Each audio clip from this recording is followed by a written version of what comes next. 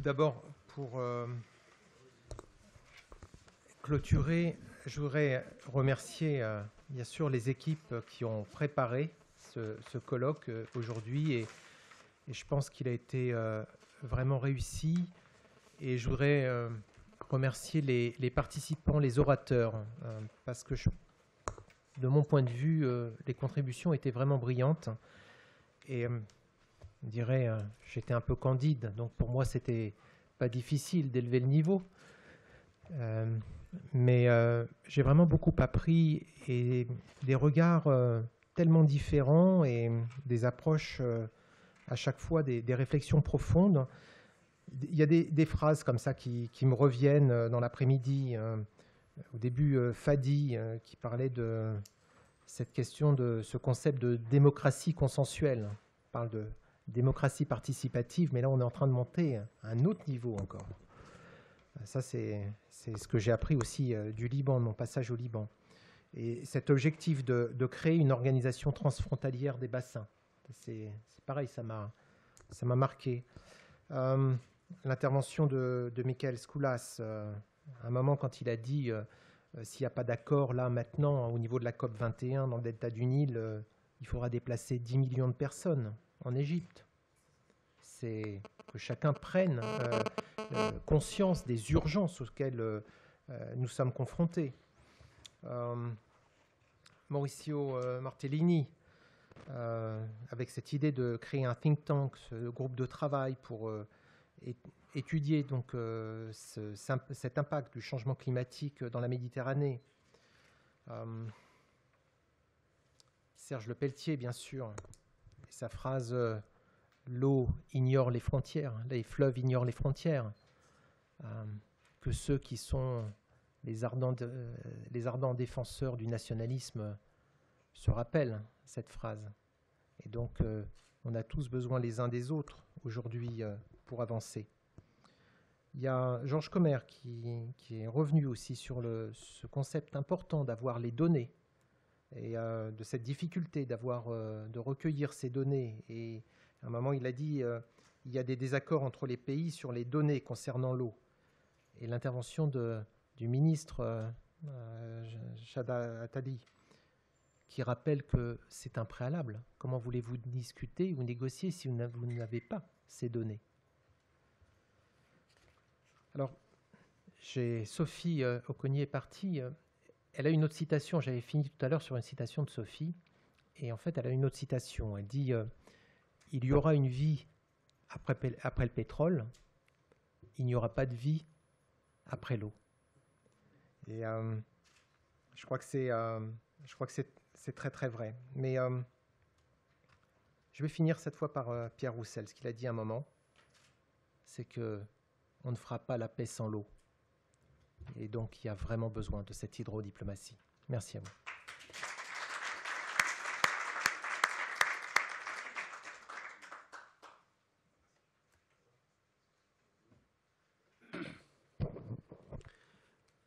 First of all, I would like to thank the French Senate, represented in this event by the Honorable Senator Olivier Cadic, the World Water Council, Italian Cooperation, UNESCO for Edition, International Office of Water, INBO Membo, GWP Med, Insubria University, USD Austin University, Academy of Water, who gave us this opportunity of gathering us in this very important symposium. I would also like to thank Dr. Fadi Emeir for promoting the scientific and logistic organization of this event.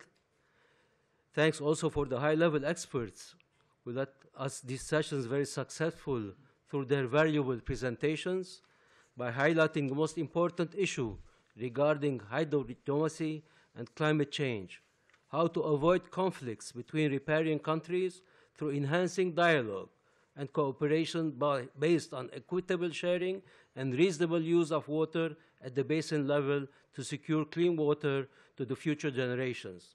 I would like to pass the floor to Dr. Fadi Emeir for his recommendations. Thank you, Your Excellency, for your continuous support concerning all the action that we are enhancing not only in Lebanon, but in the Mediterranean basin and in France also.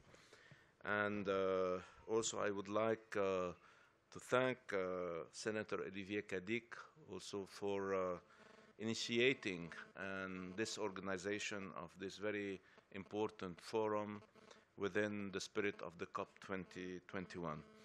I would like finally also, before I read the recommendation in English and in French, to thank the team who supported me in order to make this event happen.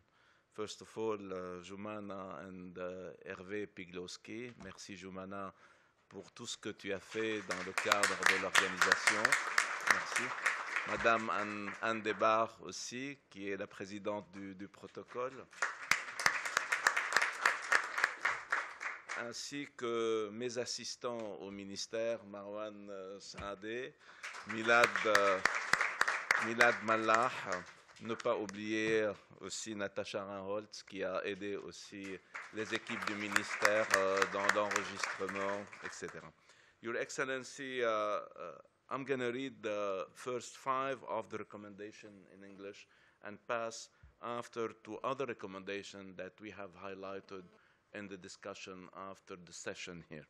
First of all, the first recommendation of Your Excellency is to support the action agenda related to the 21st conference of the party to the United Nations Framework Convention on Climate Change, COP21, especially for initiating and strengthening necessary adaptation action in the rivers, lakes, aquifers, and large wetland basins through a joint, participative, integrated, and sustainable water resources management. Second, local authorities and communities, economic sector, and civil society should be better associated in involving the management of the basin, including the definition and implementation of adaptation measures. Third, mobilizing new and increasing funding dedicated to climate change adaptation in basins is essential. Therefore, new basin organizations, such as the one we have initiated, the Orontes Basin with WGP, and others, existing ones, should be financed and strengthened to facilitate the cooperation, coordination, and exchange of information. Without the exchange of information, we won't be able to participate to any negotiation. And finally, concerning the dialogue.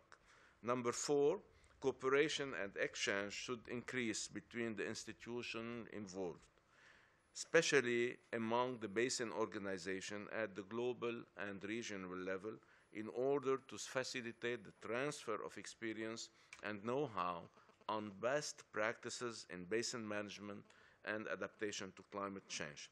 5, parallel action at various levels, effective water demand, improved and advanced management approaches, innovative technologies for minimizing the water losses, and effective use of energy, promotion and wise use of non-conventional water resources with the concept of the new water mass that have been highlighted in the final remark by Hervé Lenné. This should be appropriate within regulatory frameworks, adequate funding, international cooperation, and comprehensive education and awareness and raising campaigns. There is also a lot of recommendation highlighted by Your Excellency that we will be publishing this on the different network, the networks of Membo Imbo, the network of GWP, the network of Académie de l'eau et l'Académie d'éthique. D'autres recommandations ont été aussi signalées durant les différentes sessions. Je voudrais en lire 2 et donner la parole après à Pierre qui va conclure. Tout d'abord, la culture de l'eau et l'éducation. Thème qui m'est très cher en tant que professeur d'université aussi, qui est très cher à toute l'assistance.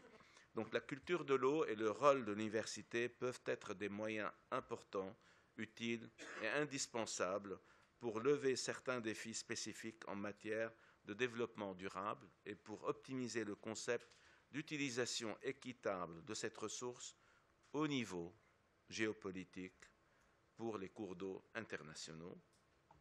Et la seconde recommandation qui touche la sécurité, renforcer la sécurité des infrastructures grâce à une bonne gestion des risques et des opérations au niveau du bassin pour éviter les catastrophes et les conflits qui pourraient survenir entre les pays riverains. Je vous remercie. Je te passe la parole. Diable, je ne savais pas qu'il m'appartenait de conclure. Mais bon, Moi et Michael. Et Michael, donc il appartiendra à Michael. Voilà. Moi, je voudrais revenir sur une expression qui a été prononcée par M. Guillou dans son dernier exposé, c'est le mot de gouvernance. On n'en a effectivement pas parlé beaucoup, or c'est fondamental. On est capable, nous, techniciens, scientifiques, universitaires, de proposer des tas de solutions à des tas de problèmes. Le seul ennui, c'est qu'on va proposer des solutions dans notre domaine, puis d'autres, dans d'autres domaines tout aussi vitaux, vont proposer d'autres solutions, et puis il faut que quelqu'un décide. Il faut que ce quelqu'un soit représentatif de la population. Ça, c'est quand même la moindre des choses. Ça veut dire simplement que la démocratie reste en la matière le meilleur des systèmes. Et puis après, il faut que cette décision, elle soit suivie d'effets. Et c'est pas forcément, on ne gagne pas à tous les coups. Je crois que c'est le général de Gaulle qui disait que l'expression à tout prix n'a pas de sens. Tout a forcément un prix et après, il faut savoir si on le paye et comment. Il se trouve, Jacques, que quand j'étais le patron de l'inspection générale de l'environnement, il y a une douzaine d'années, tu as demandé à ce qu'on réfléchisse sur la vulnérabilité des systèmes d'eau potable en France face au terrorisme. Sujet évoqué à l'occasion d'une question comme ça. Donc, tu n'as pas apporté de réponse dans le détail, je ne le ferai pas non plus. Simplement, on a réfléchi, on a travaillé, on a créé un petit groupe. C'est le seul rapport d'inspection générale que j'ai rédigé et dont je ne possède aucun exemplaire. Ils sont tous classifiés au titre de la défense nationale et je n'en ai jamais vu un seul, même la partie que j'ai écrite. Toujours est-il qu'on a trouvé des solutions techniques, puis on peut faire ci, on peut faire ça, puis là on a sorti des calculettes et on a regardé combien ça coûtait.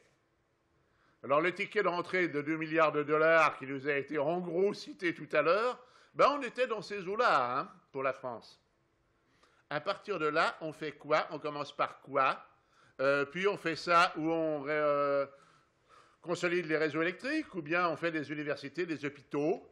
Ça, c'est un vrai problème de gouvernement. Ce n'est pas à nous de le prendre, mais il faut que quelqu'un le fasse. Dans un pays en paix et relativement prospère, comme l'est encore la France, on peut espérer trouver des solutions qui ne satisfassent pas tout le monde, mais qui satisfassent quand même un peu les principaux. Dans un pays ou dans une région en crise, ça devient horriblement compliqué et il faut s'accrocher beaucoup plus. Pour finir par un exemple qui se rapproche du coin, nous, à l'Office national de l'eau, nous bagarrons, si je puis dire, depuis des années pour essayer de construire un centre de formation au métier de l'eau en Libye. Vieux projet qui date de Kadhafi, peut-être même d'avant. Non, quand même pas, parce que là, il fallait remonter aux années 70. Il date de Kadhafi. Bon, on sait quoi faire, on sait combien ça coûte, on sait tout faire. Avec qui on travaille? La question est sans réponse depuis que Kadhafi est parti. Et avant, ce n'était pas sa priorité, donc il était sans réponse non plus. Et pendant ce temps-là, rien ne marche actuellement en Libye. Donc, travaillons, parlons, échangeons, passons par-dessus nos susceptibilités et peut-être on finira par avancer. Pas vite, mais on finira par y arriver. En tout cas, ne baissons pas les bras. Merci.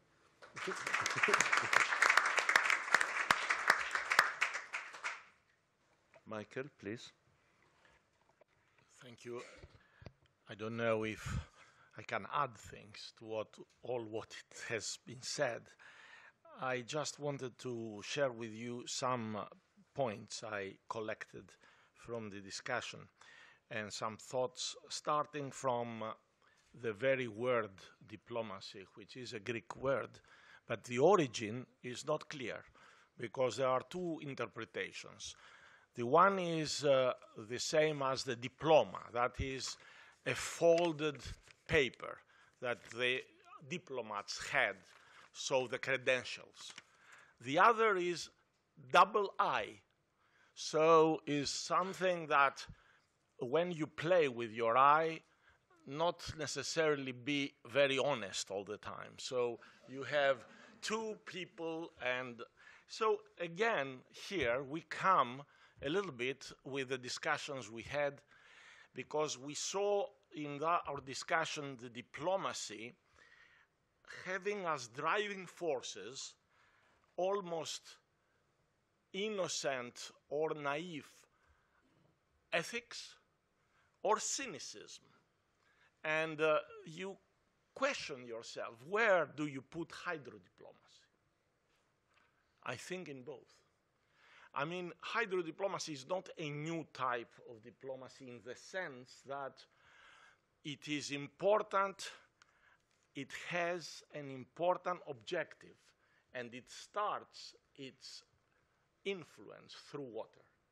But in fact, it cannot replace other types of diplomacy, and we have to understand that as a very important and very substantial contribution to a goodwill diplomacy, the same as science diplomacy, the same as other types of diplomacy, trying as an entry point common sense, and also focusing on something which, as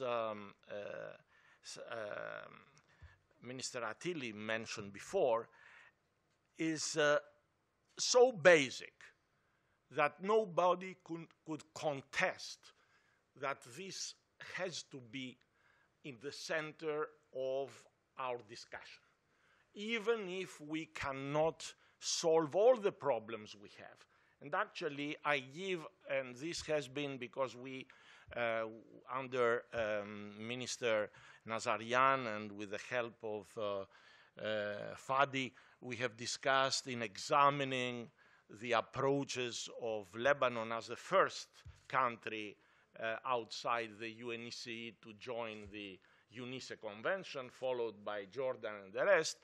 And one of the examples we have presented there is that now there is a memorandum of understanding between Greece, former Yugoslavian Republic of Macedonia, Kosovo, and Montenegro for the Drin River.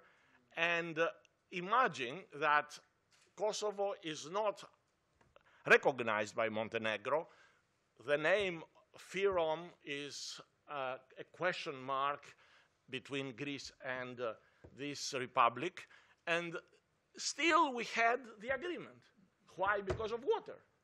So my conclusion is that the usefulness of hydrodiplomacy is the practical, actually, approaches that it takes. And we have already some good practices on that. I think that the driving forces behind our motivation is different for all of us, different people. Some are more idealistic, some are driven by power. So I think that one way that this colloquium showed us is that the no-regret actions that we have under the integrated water resources management, together with the integrated coastal zone management, together with all what we have under the adaptation, the existing, already existing conventions, and the already existing institutions are still useful, although we are in front of a new world. And instead of changing, instead of abandoning them, I think gradually, and also through these kind of discussions, we are changing gradually. We have the evolution of institutions and the evolution of even the content of education. When we are talking about education, yes, it is important, I said it many times, but the content of this education is always constantly changing. So I think that I close by saying that we need, in addition, in the Mediterranean, to strengthen what we have, particularly the strategy, the action plan, the Mediterranean strategy of education for sustainable development, the Mediterranean strategy of sustainable development. All these have chapters on water. All this together is a body on which countries need actually to base their national policies.